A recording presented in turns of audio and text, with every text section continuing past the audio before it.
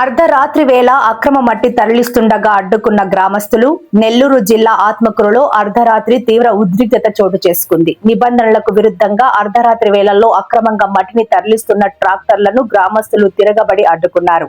Atmakur municipal పరిధిలోని శాంతినగర్ లో నిన్న అర్ధరాత్రి హైడ్రామా నడిచింది. స్థానిక వాసులి చెరువు నుండి సమీపంలోని మదర్ ల్యాండ్ లేఅవుట్ కు కొందరు వ్యక్తులు యథేచ్ఛగా అక్రమంగా మట్టిని తరలిస్తున్నారు. అర్ధరాత్రి వేళల్లో భారీ శబ్దాలతో ట్రాక్టర్లు నడుపుతుండటంతో నిద్రలేక చిన్న పిల్లలు, వృద్ధులు తీవ్ర ఇబ్బందులు పడుతున్నట్లు శాంతినగర్ గ్రామస్తులు తీవ్ర ఆవేదన వ్యక్తం చేస్తున్నారు. అంతేకాకుండా చెరువు నుండి ఈ విధంగా విచ్చలవిడిగా మట్టిని తవ్వేసి తరలించడం వల్ల భవిష్యత్తులో తమ వ్యవసాయ పొలాలకు నీరందక తీవ్ర నష్టం వాటిల్లుతుందని స్థానిక రైతులు ఆందోళన చెందుతున్నారు. పగలు వదిలేసి అసలు అర్ధరాత్రి వేళల్లో ఈ అక్రమ రవాణా ఏంటని గ్రామస్తులు ఘాటుగా నిలదీశారు. సహనం నశించిన శాంతినగర్ వాసులు, రైతులు కలిసి అక్రమంగా మట్టి తరలిస్తున్న ట్రాక్టర్లను అడ్డుకున్నారు. అనంతరం రహదారిపైనే బైఠాయించి తీవ్ర నిరసన తెలిపారు. ఈ మట్టి అక్రమ రవాణాను పూర్తిగా నిలిపివేసేంత వరకు తాము వెనక్కి తగ్గేదే లేదని గ్రామస్తులు తెగేసి చెబుతున్నారు.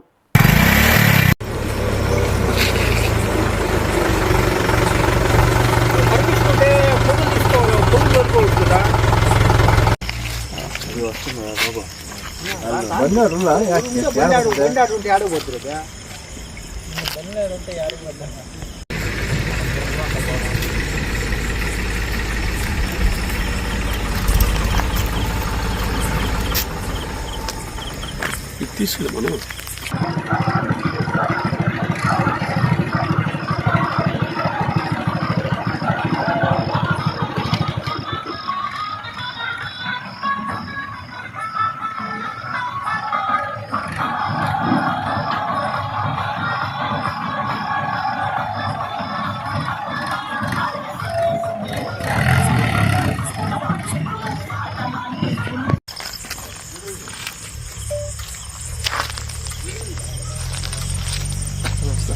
వాళ్ళది బాగా బైవాస్ రోడ్ ప్యాట్లు ఎవరు తోలమన్నారు?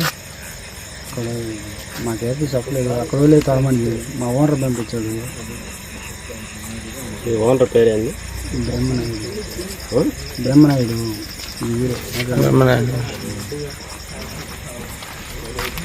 అయిపోయా ఉందని మనం అనుకుంటున్నామే కానీ వాళ్ళు తెచ్చుకోమంటారు. అంత చేసే వాళ్ళు ఉందని అనుకుంటారు.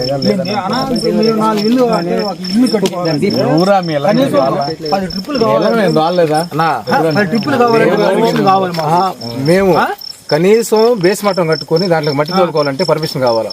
ఏంది మేము మాల మాదిగోళం ఏమే, మాకు పర్మిషన్ కావాలా? ఎంఆర్ఓ కాడికి పోవాలా? ఆర్టీఓ కాడికి పోవాలా? మీరు అసలు ఏమి సంబంధం లేని వాళ్ళు మీరు అయిపోయింది. విషయం ఏంటంటే మాకు ఈ రోడ్డు రవాణాలో మాకు మా ఇల్లు నుంచి పోయేదానికి ఆప్షన్ లేదు. మా ఇల్లు నుంచి కాదు, ఊళ్ళో పర్మిషన్, ఎంఆర్ఓ పర్మిషన్ మాకు తెలియదు. మాకు పిల్లకాయలకి ఇళ్ళ కాడ మాకు ఇబ్బంది, మాకు చాలా ఇబ్బంది పడిపోతున్నాం. మేము ఆ సౌండ్కి అసలు నిద్ర రావట్లేదు. మాకు వచ్చిన ప్రాబ్లం అది. ఆ ఎంఆర్ఓ గారి పర్మిషన్ మాకు తెలియదు, మాకు విషయం తెలియదు. మేమైతే ఎందుకు మాట్లాడుతున్నాంటే మా ఇళ్ళలో కాకుండా మీరు బయటని తొలుచుకోండి, ఇబ్బంది లేదు, మేము అడగమండి. ఆ పొలం విషయం మాకు వద్దు, మాకు అవసరం కూడా లేదు. కాకపోతే ఆ ఊళ్ళోంచి పంపండి, ఇబ్బంది లేదు.